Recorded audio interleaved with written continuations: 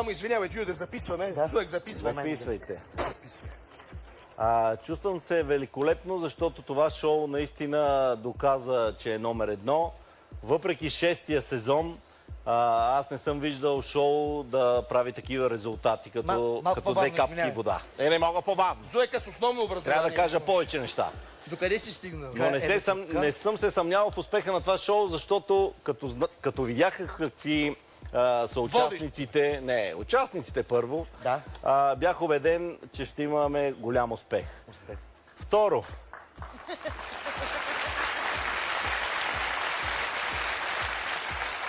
журето е абсолютно на мястото си и абсолютно професионално.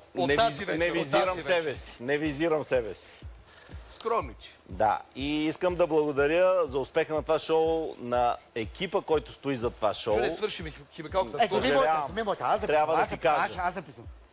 На професионалния екип, който стои за това шоу. Благодарение на него и вие, и публиката се забавляват толкова много. Запомни. Благодаря. Зуек, уважаеми зрители, виж колко умни неща каза човека. С 3 думи всичко.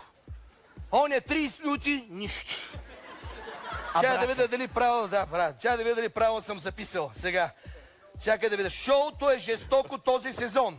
Каза, участниците са невероятни. А след като и аз, Джуди Халваджиян, съм тук, най-после ще имаме адекватно журе. Да. Това нещо. Точно обратното. Напротив, аз съм работил в Народното събрание като стенограф там. Всичко съм. Продължаваме. Каза също така, водещите са просто върха. Особено Рачков.